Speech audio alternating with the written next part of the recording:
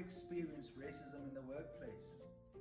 Or have I experienced racism as a minority aspiring to be ahead? These are the type of questions I've been asked a few times over a number of years. And I've always put them on a back burner, never actually answered the questions because I felt as though they were perhaps controversial or questions that not necessarily people want to know about. But I was asked a similar question to the effect of what I've just mentioned a couple of weeks ago. And I felt as though it's something that I do need to perhaps answer. But to answer the question really, first it comes down to define minority. Because the reality of the situation is, if you are looking to be a school principal, whatever your nationality, whatever your gender, or however you'd like to identify yourself, the bottom line is you may feel that you are disadvantaged. Maybe you are a woman in a male-dominated environment, and for that reason you feel you're at disadvantage. Maybe you are a minority ethnic in a school with a demographic which is very different to you and staffing which is very different to you. Maybe you are young and you feel as though you are at disadvantage. I mean, I'm using the word disadvantage rather than discrimination, but maybe at the very least you're at disadvantage when it comes to that. And I could say that if you look for it, you will find it. And yes, I have been, but it was a case of, and my advice to you is, how do you address that? Now, I became a school principal of a very small school, but a school many years ago, over 10 years ago, at the age of 29. And even to this day, it happens in a nice way, but I meet people, and when I meet them for the first time, they don't assume I'm the principal, because if you think about the stereotype, a principal might be a little greyer than I am and slightly older than me perhaps. So even to now, my age, even though I'm 40, there or thereabouts, could be a challenge. But certainly when I was 29 and a school principal, it was far more of a challenge, and I've discussed this before, and it affected me. I felt as though I was an imposter. Did I deserve to be there? And it might not be necessarily someone did something to make me feel that way, but I have felt that way in the past before. Maybe it was my own insecurities. So was it really discrimination, or was it just how I felt about myself or how others made me feel?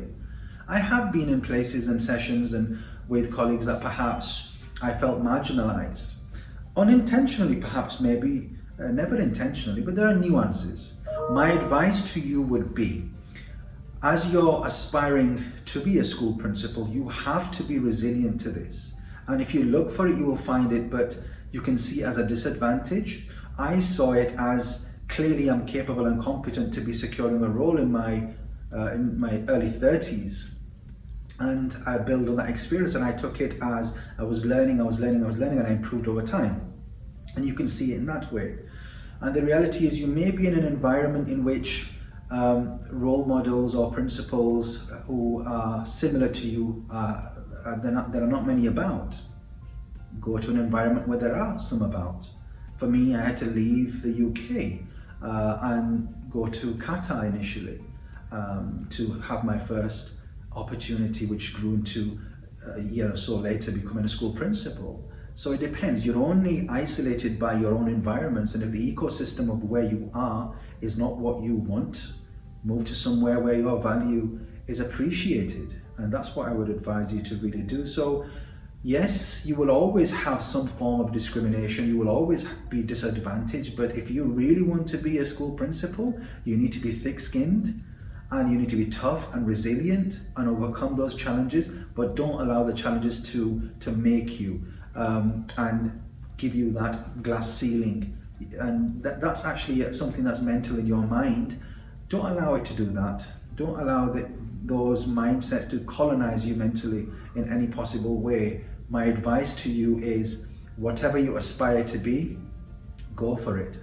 And your gender, your ethnicity, your social status, the university that you went to, your accent. Clearly, my accent is not very BBC and and refined perhaps, but it has never been an issue for me. It comes down to your capability, your competence, and the right opportunities at the right time, which you will have to plan for and work hard for. So it's taken me several years to get that right and to be where I am. And anyone else can do it, to be honest, but don't just make it about being a minority, though it does exist, and I recognize that, and I've been part of that myself. I grew up in a council estate. I understand that far more than anyone else. That's the bottom line, without elaborating any further.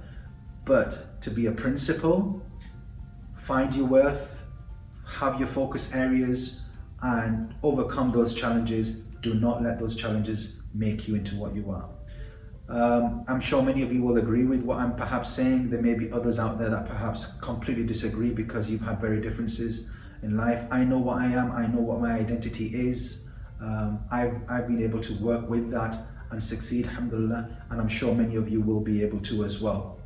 Okay, please do share this video, like it, and I hope it helps at least one person, perhaps who inspires to be a school principal in the future, and my work here is done for you. I look forward to making many other videos. If there's something specific that you'd like to for me to touch upon and address, please do leave some comments, and I look at those regularly and I'll be able to respond to them.